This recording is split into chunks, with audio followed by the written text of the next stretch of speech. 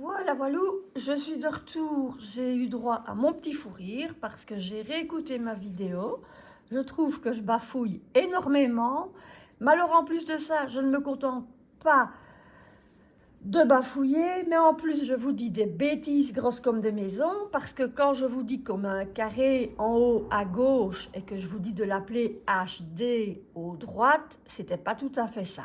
Mais bon, voilà, pardonnez-moi, c'est le stress qui a provoqué tout ça. Donc, nous avons vu le placement des repères. L'étape suivante va être d'envoyer tout ceci à la Cricut. Pour savoir la taille de notre motif, je pense que la bon nombre de personnes savent déjà qu'il suffit de faire glisser ici et que nous avons l'affichage ici en haut. Personnellement, pour le petit pull que j'avais réalisé, je m'étais mise sur 28, ce qui donnait environ de 17 de haut, voilà, 16,5 exactement. Nous avons bien tout de sélectionné, donc c'est parfait. Là, on passe à l'étape créer.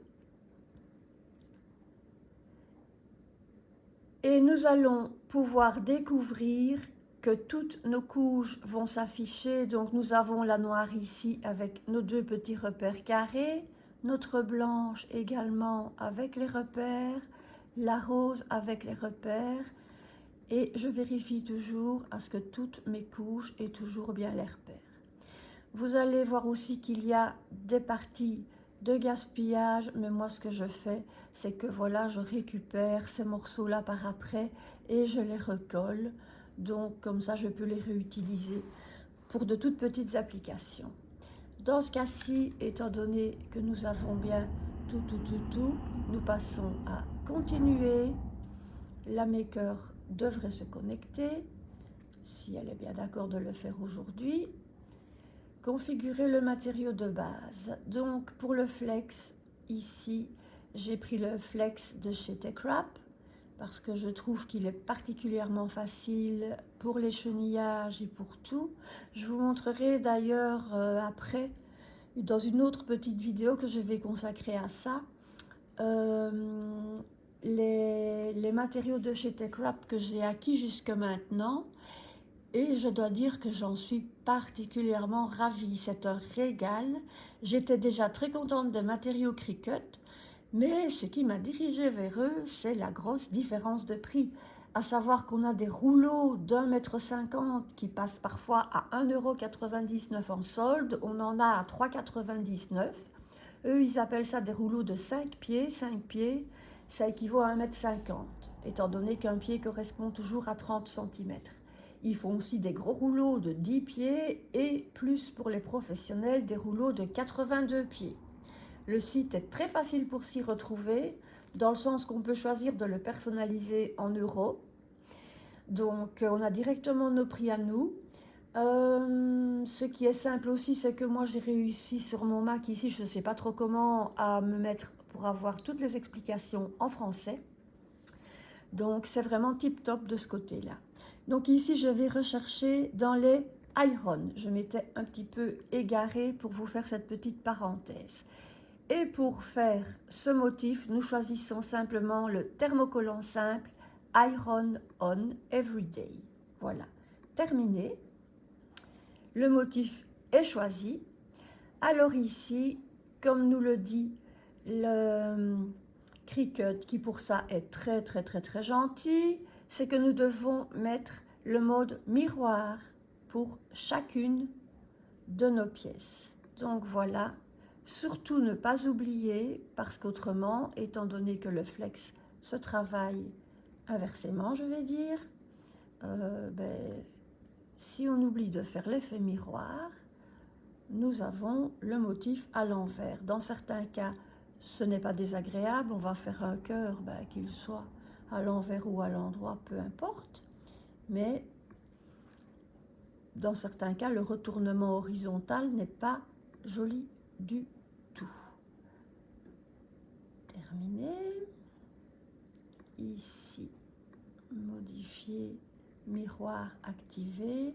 Il y avait une façon plus simple de le faire, c'était d'activer le miroir avant, à la fin de la création du motif, chose que j'ai oubliée tout à l'heure. Voilà, on pouvait directement mettre le motif en mode miroir. Modifier, hop, terminé. Voilà, modifier, voilà. Je regarde vite fait, miroir, arrêt. Donc là, il n'est pas mis. Si pourtant, terminé.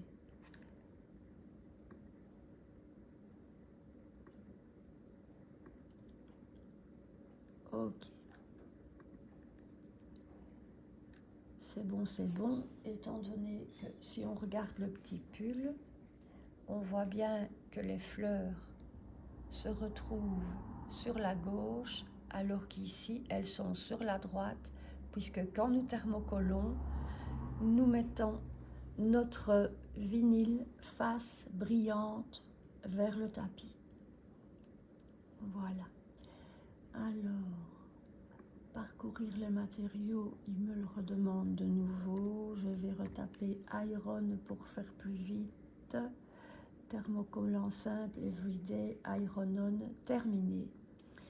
Là, vous avez une chose à faire, c'est découper tous vos petits morceaux. Quelque chose qui peut aussi aider les personnes qui débutent vraiment. Voilà. Quand vous mettez simplement votre souris sur la couleur que vous allez utiliser, vous savez dire dans le cas présent que par exemple pour le blanc, vous allez devoir découper un morceau de 17 cm sur 29 de façon à bien couvrir tout. Pour des plus petits motifs, parfois on a des mesures nettement plus petites. Ici en revanche, pour bien tomber en dessous des pattes de Winnie l'ourson, moi je couperai à 18 sur 29.